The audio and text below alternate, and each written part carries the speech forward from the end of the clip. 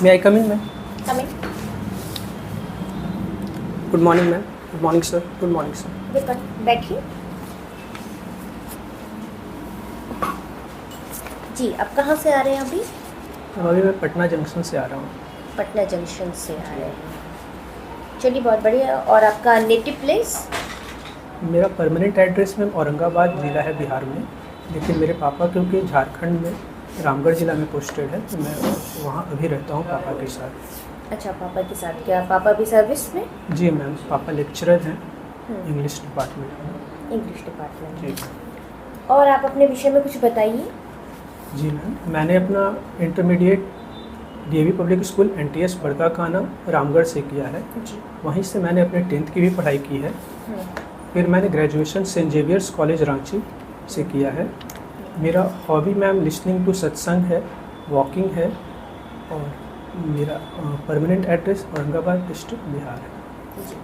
तो मैं जैसा देख पा रही हूँ कि आप बिहार में भी रहे हैं, झारखंड में भी रहे हैं। जी और पहले तो बिहार झारखंड एक हुआ करता जी। था। विभाजन के बाद आपने देखा होगा कि बिहार और झारखंड एक दो स्टेट बन गए हैं। आप मुझे बता सकते हैं कि आपने इसमें क्या डिफरेंस देखा है, कल्चर में, या सिमिलरिटीज़ ही है? जी मैम, झारखंड बिहार से 15 नवंबर 2000 को अलग हुआ मैम। पहले जब एक झारखंड और बिहार एक में थे, तो मैम बिहार के पास ये बेनिफिट्स था कि उनके पास इंडिया का 40% मिनरल रिसोर्सेज अवेलेबल थे, तो उससे इंडस्ट्री का जो ग्रोथ पोटेंशियल था मैम, वो बिहार के पास काफ़ी था। लेकिन जब से झारखंड अलग एक राज्य बना मैम, तो जितने भी मिनरल्स थे वो मैक्सिमम झारखंड में चले गए, तो उससे यहाँ पे जो ग्रोथ पोटेंशियल हुआ मैम, वो सिर्फ एग्रीकल्चर एंड कुछ इंडस्ट्रीज़ का ही रह गया। जहाँ तक मैम कल्चर की बात है, तो झारखंड में जो बहुलता है मैम शेड्यूल ट्राइब्स लोगों की ज़्यादा है। वहाँ पे पूरे पॉपुलेशन में ऑलमोस्ट 26% शेड्यूल ट्राइब्स आते हैं मैम। और बिहार की बात करें मैम, तो यहाँ पे शेड्यूल ट्राइब्स की उतनी बहुलता नहीं है, और यहाँ पे अलग अलग कम्युनिटीज़ के लोग हैं, तो ये कल्चर में डिफरेंस है मैम। इकनॉमी में देखें तो झारखंड में बड़ी बड़ी इंडस्ट्रीज़ हैं, जैसे टाटा की हो गई, टिस्को, उसी तरह से मैम जिंदल की हो गई, जिंदल स्टील पावर प्लांट, उसी तरह से और भी कई इंडस्ट्रीज़ हैं। लेकिन उसकी अपेक्षा बिहार में उतने बड़ी पैमाने पे इंडस्ट्रीज़ नहीं है। झारखंड में एक देखें तो मैम वो पहाड़ों का शहर है, वहाँ आपको ज़्यादा नेचुरल ब्यूटीज़ मिलती हैं मैम। और लेकिन बिहार क्योंकि एक मैम प्लेन एरिया है, यहाँ पे ज़मीन समतल है, तो उसी तरह के यहाँ पे इको टूरिज़्म इस तरह के हमें मिलते हैं देखने के लिए, कि उससे रिलेटेड कुछ ब्यूटीफुल जगह हैं, वाइल्ड लाइफ सेंचुरीज हैं, ये सब हैं। तो ये हमें मतलब मूलभूत अंतर दिखते हैं मैम झारखंड और बिहार के कल्चर में। और क्यूजाइन में भी मैम देखा जाता है कि वहाँ पे खाने में लोग ज़्यादा चावल को पसंद करते हैं, दिन में भी और रात में भी चावल ही खाते हैं। लेकिन झारखंड में जो क्यूजाइन है, वहाँ बिहार में जो क्यूजाइन है, वहाँ रोटी को ज़्यादा प्रेफरेंस दिया जाता है इन कंपैरिजन टू चावल में। अच्छा, आपने बहुत बढ़िया कहा बताया। मुझे ये बताइए कि अगर आपसे सजेशन मांगा जाए गवर्नमेंट द्वारा कि बिहार में आप कौन कौन सी इंडस्ट्री सेटअप कर सकते हैं, तो आप क्या अपना सुझाव देना चाहेंगे? जी मैम, इसमें मैं सबसे पहले सुझाव ये दूंगा कि क्योंकि बिहार में एग्रीकल्चर बहुत ज़्यादा किया जाता है, तो यहाँ पे एग्रो इंडस्ट्रीज़ को मैं कहूँगा गवर्नमेंट का फोकस भी है मैम कि एग्रो इंडस्ट्रीज़ को प्रमोट किया जाए। फूड प्रोसेसिंग इंडस्ट्री यहाँ पे बढ़ती हुई इंडस्ट्री है मैम, इस पर काफ़ी ध्यान दिया जा रहा है। जैसे हम लोग देख सकते हैं कि इथेनॉल प्रमोशन पॉलिसी है सर, तो इथेनॉल प्रमोशन पॉलिसी में बिहार चाहती है कि बिहार को एक इथेनॉल हब बनाया जाए, जहाँ से पूरे देश भर में मैम इसको मतलब इसका एक्सपोर्ट किया जा सके। और अच्छा, ठीक है, आप ये मुझे बताइए कि इथेनॉल यूज़ करने के क्या क्या फ़ायदे हैं? जी मैम, इथेनॉल में मैम होता क्या है, बनस्पत दूसरे जो फ्यूल्स हैं उसके मुकाबले में इथेनॉल में ऑक्सीजन होता है मैम। तो जब इसको हम लोग मिलाते हैं पेट्रोल में, पहले तो सरकार की नीति थी 2022 तक कि 10% मिलाना है, लेकिन अब उसको चेंज करके 20% कर दिया गया है। तो उससे क्या होता है कि ऑक्सीजन जब फ्यूल्स में होता है तो पूरी तरह से बर्न हो जाता है, जिसके चलते जो मैम पॉल्यूशन है वो बहुत कम होता है। तो यही सरकार की नीति है। वैसे हम G20 में भी देख सकते हैं मैम कि सरकार प्रमोट कर रही है कि किस तरह से इथेनॉल को और विकसित किया जा सके एक फ्यूल के तौर पर। आपने G20 का भी नाम लिया, मुझे ये बताइए G20 में ट्रोइका वर्ड का इस्तेमाल होता है। जी मैम, ये ट्रोइका क्या है? ट्रोइका मैम एक 3 देशों का एक समूह है जो पहले जो देश अभी मैम मान लीजिए चेयर में है G20 का, तो उससे पहले के जो देश हैं एक उनका एक सब वो हैं एक उसमें पार्टनर, दूसरा जो अभी जो मैम चेयर है वो, और एक आने वाले जो समय में जो चेयर है नेक्स्ट सेशन का, तो तीनों का एक समूह है। इससे क्या होता है ना मैम ट्राइका से कि एक कंटिन्यूटी बनी हुई रहती है। ऐसा नहीं होता है कि पिछले बार कुछ पे काम हुआ, इस बार कुछ पे काम हुआ, अगला बार कुछ पे काम हुआ। तो इससे क्या होता है मैम वर्ल्ड के जो प्रॉब्लम्स हैं तो उस पर एक सामान्य मतलब नज़रिया से काम किया जाता है सर उसमें। चलिए बहुत बढ़िया सर। अभिषेक रंजन। जी सर। अभिषेक, आप ग्रेजुएशन इकोनॉमिक्स से किए हैं। जी सर। और आपका ऑप्शनल इकोनॉमिक्स है। जी सर। अभिषेक, जैसा कि आपको पता है भारत दुनिया का सबसे अधिक जनसंख्या वाला देश हो चुका है। जी सर। तो भारत सरकार के साथ क्या पॉलिसी अपनाना चाहिए ताकि भारत सरकार अपनी जो जनसंख्या है उसको एक अच्छा लाइफ दे सके? जी सर, जैसा कि हम लोग जानते हैं सर कि पॉपुलेशन एक बून भी होता है और एक बेन भी होता है। तो अभी वर्ल्ड के साथ सबसे बड़ा समस्या ये है, प्रधानमंत्री ने भी हर स्टेज पे, माननीय प्रधानमंत्री ने हर स्टेज पे कहा है सर कि एक ऐसा समय आया है जब पूरी दुनिया की पॉपुलेशन एज हो रही है, लेकिन भारत ही एक ऐसा देश है जिसका पॉपुलेशन, यूथ पॉपुलेशन बहुत ज़्यादा 15 से 64 साल में जो वर्किंग पॉपुलेशन है वो सबसे ज़्यादा अभी है। तो इससे क्या हो सकता है ना सर कि हम पूरे वर्ल्ड की जो टैलेंट का डिमांड है मैम उसको फुलफ़िल कर सकते हैं। तो इसके चलते हमें क्या करना चाहिए, स्किल पे काम करना चाहिए, जो हम लोग देख भी रहे हैं कि 2014 में नेशनल स्किल मिनिस्ट्री का भी गठन किया गया है। प्लस सर ज़्यादा बल दिया जा रहा है कि टेक्नोलॉजी पे ज़्यादा ध्यान दिया जाए, इसलिए हम लोग देख रहे हैं सर कि पब्लिक इंफ्रास्ट्रक्चर में टेक्नोलॉजी को प्रमोट किया जा रहा है। और उसमें क्या किया जा रहा है सर कि स्किल के माध्यम से लोगों को स्किल किया जा रहा है किस तरह से डिजिटल ट्रांजैक्शंस हो सके, इस तरह से। और भी एजुकेशन पे देख सकते हैं, न्यू एजुकेशन पॉलिसी 2020 में लागू की गई है सर, उसमें भी बल दिया गया कि कैसे लोगों को आज का जो इंडस्ट्री है मैम उसमें जो स्किल्स की ज़रूरत है वर्ल्ड में, तो उस वैसा पैटर्न हम लोग इस एजुकेशन में भी चेंज कर रहे हैं। प्लस हेल्थ में भी सर जब देखें तो अभी नया हेल्थ पॉलिसी जो 2017 का था उसमें भी सरकार को ये रिकमेंड किया गया कि 6% तक एक्सपेंडिचर किया जाए, ताकि जो हमारे अगर युवा हेल्दी रहेंगे तो वो मार्केट में ज़्यादा अपना कंट्रीब्यूट कर सकेंगे, इलनेस उनको कम होगा। तो इससे हम लोग देख सकते हैं बृहत पैमाने पर सर ये किया जा रहा है। फिर बहुत सारे सेंटर ऑफ एक्सीलेंस बनाए जा रहे हैं, चाहे IITs हो, चाहे मेडिकल्स में भी हम लोग देख रहे हैं कि कॉलेजों की संख्या बढ़ाई जा रही है, जिससे हमारे लोगों में चाहे मिडवाइफ्स हो, नर्सेस हो, तो उसमें भी सर हम देख रहे हैं कि कैसे संख्या बढ़ रही है, ताकि लोगों वर्ल्ड का जो डिमांड है सर उसको भी पूरा कर सके, और अपना तो पूरा कर ही सकते हैं सर।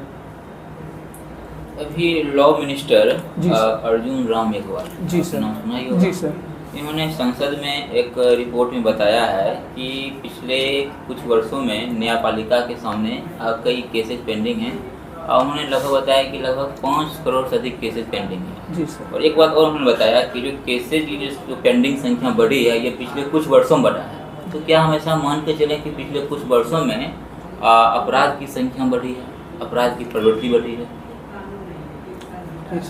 मेरा मानना यह है सर इसमें कि हमारा जो पॉपुलेशन जिस तरह से बढ़ रहा है उस तरह का इंफ्रास्ट्रक्चर हमारे पास नहीं है मैम।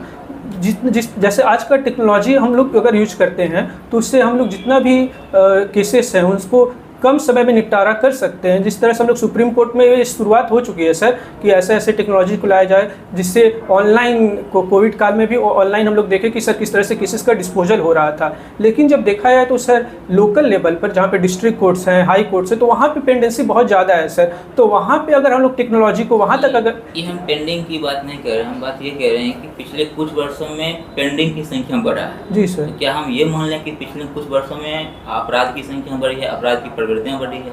सर जिस तरह से, क्योंकि हमारा पॉपुलेशन से बहुत ज़्यादा बढ़ रहा है, तो अगर उनको स्किल नहीं दिया जाएगा सर तो वो बहुत सारे लोग जिनको खाने के लिए नहीं होता है या फिर कुछ नहीं होता है और आबादी ज़्यादा रहेगी, रिसोर्स कम रहेगा, तो सर उनका झुकाव ये क्राइम एक्टिविटीज़ पे पड़ेगा। प्लस जो लोग पहले से इन्वॉल्व हैं वो चाहते हैं कि बच्चों या फिर लेडीज़ जो सॉफ्ट टारगेट होती हैं उनको इंक्लूड किया जाए। तो हो सकता है कि सर ये आबादी एक ऐसा कारण रहा हो जिससे लोग ये संख्या में बढ़ोतरी हम लोग को देखने मिल रही है सर। तो अपराध के कारण आज केसेस की संख्या बढ़ी है? जी सर। आपका ये मानना है? और कुछ हो सकता है कारण केसेस संख्या बढ़ने का? सर एक तो अभी कोविड का भी काल जो रहा सर, तो उसमें भी हमने देखा कि बहुत सारे मतलब स्टेट्स में या फिर लोकल लेवल पे भी उतना सर समाधान का जो ऑनलाइन समाधान का उतना नहीं फैसिलिटीज़ अवेलेबल था, तो इसके चलते भी पेंडिंग में बढ़ी है। प्लस लैंड डिस्प्यूट्स हमारे पूरे देश में एक बड़ा समस्या है सर। तो लैंड डिस्प्यूट्स के मामले में भी अगर जैसे बिहार सरकार उसको सारी चीज़ों को डिजिटाइज कर रही है कि ताकि ठीक है। थैंक अब इसे मुझे समझाइए, ये डेमोग्राफिक डिविडेंड क्या होता है? जी सर, डेमोग्राफिक डिविडेंड ये होता है मैम कि अगर मान लीजिए कि किसी देश का जो इकोनॉमिक पोटेंशियल है बढ़ने का, अगर उसमें यूथ पॉपुलेशन ज़्यादा होती है तो उस देश का इकोनॉमिक पोटेंशियल भी बढ़ जाता है। जैसे अगर 15 से 64 एज जो वर्किंग एज ग्रुप होता है, अगर उसमें हमारी जनसंख्या सबसे ज़्यादा होती है तो जो और समूह होता है जनसमूह, तो उस पर उसको खिला सकती है, पिला सकती है, और उनका डिपेंडेंसी जो बर्डन होता है सर वो कम हो जाता है। तो इससे प्रोडक्टिविटी बढ़ जाती है इकोनॉमिक की। यदि आप भारतीय राज्यों को देखेंगे, जी जिसमें लगभग 28 राज्य हैं और जी कुछ केंद्र शासित प्रदेश भी हैं, तो क्या आपको ऐसा लग रहा है कि इन राज्यों के बीच डेमोग्राफिक डिविडेंड के कॉन्टेक्स्ट में कुछ कॉन्ट्रडिक्शन आपको दिख रहा है? जी सर, इसको कॉन्ट्राडिक्शन से ऐसे समझ सकते हैं सर कि हमारा जो साउथ इंडियन स्टेट्स है सर, हमारे जो साउथ इंडियन स्टेट्स हैं, तो वहाँ पे सर क्या है कि पहले ही से हम लोग रिप्लेसमेंट लेवल को पहुँच चुके हैं। मतलब कि वहाँ आबादी अब घट रही है सर, अब उतना भी वहाँ ग्रोथ रेट नहीं है कि मतलब जितना पॉपुलेशन है उससे भी अब धीरे धीरे आने वाले समय में वहाँ पॉपुलेशन कम हो जाएगा सर। लेकिन हमारे जो नॉर्थ इंडियन स्टेट्स है जिसमें हमारा बिहार, साउथ, जैसे अगर बताया कि साउथ के स्टेट में जी सर जो ओल्ड एज की संख्या बढ़ रही है, ठीक है जी सर, तो साउथ के स्टेट जो सरकारें हैं, जो सिस्टम्स हैं, उनको क्या करना चाहिए इसके लिए? सर वहाँ क्या होना चाहिए कि सर हेल्थ पे ज़्यादा एक्सपेंडिचर बढ़ाना चाहिए, क्योंकि वहाँ पे सर जो भी लोग अगर ओल्ड एज में हैं तो उन पे सर ध्यान देने के लिए हमारा हेल्थ का एक्सपेंडिचर अगर अच्छा रहेगा तो उनका हम लोग सफिशिएंट ध्यान रख सकते हैं। प्लस सोशल सिक्योरिटी को बढ़ाना चाहिए, जिससे सर अगर हम लोग कहते हैं कि वृद्धजन पेंशन योजना होता है, फिर अगर कोई वैसे डिस्टिट्यूट वुमेन है तो उनके लिए अलग से विधवा पेंशन योजना होता है। तो स्टेट डेफिसिट में चला जाएगा? नो सर, स्टेट डेफिसिट में इसलिए नहीं जाएगा सर क्योंकि हमारा जो वहाँ पे जो ग्रोथ रेट भी सर ज़्यादा होता है, क्योंकि वो अपना डेमोग्राफिक डिविडेंड का स्टेज पार कर चुके हैं सर। तो उनका ग्रोथ हम लोग अगर देखें तो साउथ इंडियन स्टेट ज़्यादा डेवलप है नॉर्थ इंडियन स्टेट से, तो उनके पास उतना एक्सपेंडिचर होता है सर कि वो कर सके। और प्लस अगर हम अपने एज लोग के पीपुल पर ध्यान नहीं देंगे तो अगर हम आने वाले मतलब जो जनरेशन हमें कंट्रीब्यूट किए हैं सर उन पर अगर ध्यान नहीं देंगे तो एक जस्टिस का भी सवाल होता है कि हम लोगों ने यूज़ करके थ्रो कर दिया, जो नहीं होना चाहिए सर। एक नेचुरल जस्टिस का भी प्रश्न होता है सर।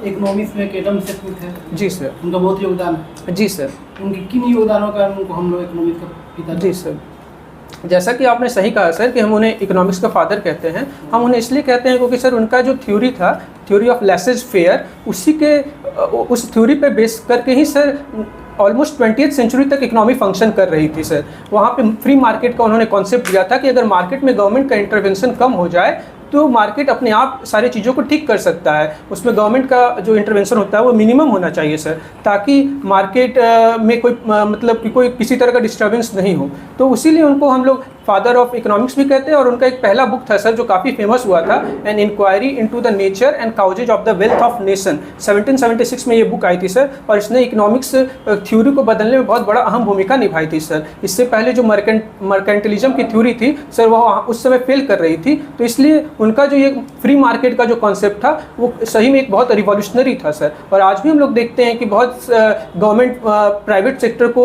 सर बहुत बढ़ावा देती है, तो उसी कॉन्सेप्ट पे देती है कि फ्री मार्केट को बढ़ावा दिया जाए।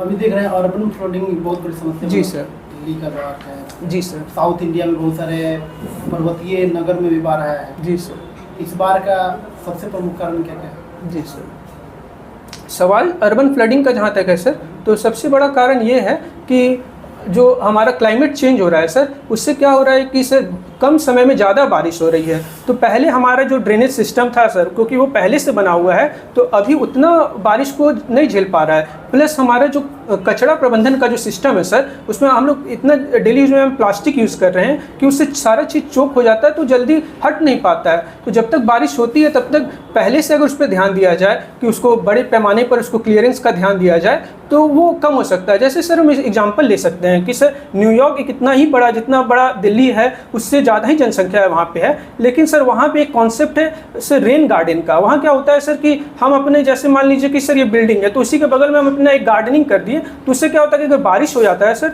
तो वो सारा एब्जॉर्ब हो जाता है ज़मीन में, तो वाटर लेवल जो होता है ग्राउंड का वो बढ़ जाता है। सिंगापुर में जो इंफ्रास्ट्रक्चर है सर वो भी रेन गार्डन के कॉन्सेप्ट पे ही बेस्ड है। वहाँ पे जितने भी स्कूल कॉलेजेस होते हैं सर, तो वहाँ पे भी ऐसा सिस्टम है कि पानी अगर जमा भी होता है तो नीचे ज़मीन में किस तरह से परकोलेट हो जाए। तो वो सब एडवांस इकोनॉमी होते हुए भी सर इन्वायरमेंट पे बहुत ज़्यादा ध्यान दे रही है। प्लस हमारे यहाँ सर कॉन्क्रीटाइजेशन बहुत ज़्यादा हुआ है और प्लानिंग उतनी अच्छे से नहीं हुई है, तो जिसके चलते सर हम ये देख सकते हैं कि अगर वेल प्लानिंग नहीं किया जाए तो उसका असर हम लोग को दिखने मिल रहा है। और जहाँ तक सर दिल्ली की सवाल है, तो दिल्ली एक लो लाइंग एरिया है, तो अगर जब भी ज़्यादा बारिश पहाड़ों पे होगी तो वो पहाड़ से जब अगर मान लीजिए कि सर ये होता है, क्या बोलते हैं, डैम होता है, उसमें अगर पानी एक लेवल से क्रॉस कर जाए तो वो सर अगर अचानक छोड़ा जाएगा तो उससे तो फ्लड होगा ही सर। तो उस पर भी ध्यान देने की ज़रूरत है कि स्टेट में कोऑर्डिनेशन बढ़ाया जाए ताकि ऐसे कंडीशन से ज़्यादा अच्छा से निपटा जा सके sir.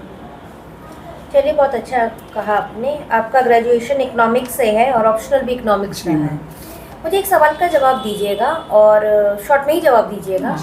How to create more employment? जी मैम, ऐसा है कि मैम एम्प्लॉयमेंट को क्रिएट करना है तो सबसे पहले हमें स्किल्स पे ही ध्यान देना होगा मैम। अगर हम लोग ज़्यादा लोगों को स्किल करते हैं तो उनमें वो क्षमता आएगी जिससे वो अपने मार्केट में, अपने आसपास के मार्केट में भी ध्यान दे सकें और वर्ल्ड का जो अभी जो एजिंग पॉपुलेशन कम हो रहा है तो उस पर भी ध्यान सके। दूसरा है मैम इंडस्ट्रीज़ को, मैन्युफैक्चरिंग सेक्टर को बढ़ाना होगा मैम, और इसमें भी टूरिज़्म हो गया, जैसे बिहार में इको टूरिज़्म पे ध्यान दिया जा रहा है, लेदर एंड टेक्सटाइल इंडस्ट्री, ये सब ऐसा सेक्टर है मैम कि बहुत लेबर इंटेंसिव सेक्टर है। अगर इसमें अगर लोगों को इस पर अगर सरकार एक्सपेंडिचर करती है तो ज़्यादा लोगों को मतलब रोजगार मिलता है। तो हमें इस तरह से फोकस होके, हमारा जो ट्रांजिशन हुआ मैम डायरेक्ट मैन्युफैक्चरिंग सेक्टर को इग्नोर कर दिया गया मैम कम्प्लीटली, तो उस चीज़ को, तो हमारा ग्रोथ जो जॉबलेस ग्रोथ रहा। अगर हम मैन्युफैक्चरिंग, जैसे अभी सरकार प्रोडक्शन लिंक इंसेंटिव स्कीम लाई है मैम, उस पर बहुत ही ज़्यादा ध्यान दिया जा रहा है, तो इससे हमारा इलेक्ट्रॉनिक्स मैन्युफैक्चरिंग काफ़ी वर्ल्ड में प्रमोट हो रहा है, तो इससे हमारा एम्प्लॉयमेंट में बहुत बढ़ रहा है मैम। तो अब मेरा यही मानना है कि मैन्युफैक्चरिंग पर अगर ध्यान दिया जाए मैम, स्किल्स पे ध्यान दिया जाए, एजुकेशन पे ध्यान दिया जाए, तो इससे हमारा, और फ्री ट्रेड एग्रीमेंट भी मैम जो हो रहा है वर्ल्ड से, तो उससे भी हमारा मैम बढ़ेगा एम्प्लॉयमेंट। ठीक है, चलिए, आपने बहुत अच्छा जवाब दिया। आपका इंटरव्यू समाप्त होता है। Thank you, all the best. Thank you sir, thank you sir. आ जाइए वापस, फीडबैक के लिए आ जाइए। मैं ही देती थी सर कंक्लूड। आपका आई कांटेक्ट सही रहा, थोड़ा टाइम पे कहीं मिस किया, थोड़ा सा ऊपर देखें, तो उस पर थोड़ा सा वर्क कीजिए।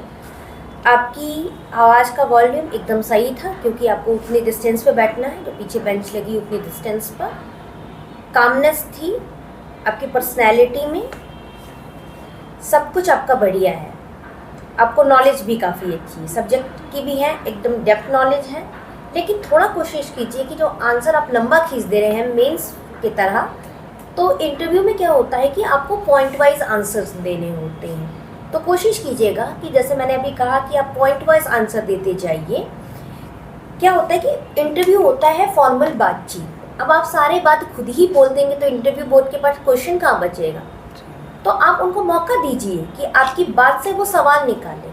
जैसे मुझे मन है कि मैं बात करूँ अर्बन फ्लडिंग पे, तो मैं उनको अर्बन फ्लडिंग का जो भी उन्होंने क्वेश्चन पूछा, जैसे अगर मुझे पूछे अर्बन फ्लडिंग क्या, तो मैं अर्बन फ्लडिंग बताऊंगी। फिर वो मुझे पूछेंगे कि क्यों आ रही है, कॉजेज़ क्या है, तो मैं कॉजेज़ पे बात करूंगी। कुछ सोल्यूशन मांगेंगे तो सोल्यूशन दूंगी। तो इससे क्या होता है ना कि इंटरव्यू को आप एक तरफ उसका रुख मोड़ देते हैं अपने अकॉर्डिंग, ठीक है। और इंटरव्यू आपको पूरा मौका देता है इसके लिए कि आपको जिस डायरेक्शन में ले जाना है, आप इंटरव्यू का पूरा रुख मोड़ देते हो। और बहुत कम बच्चों को ये चांस मिलती है, और उससे भी कम बच्चे इसको पूरा कर पाते हैं, ठीक है। तो थोड़ा सा उनकी क्वेश्चन पूछने का स्कोप छोड़ दीजिए आप।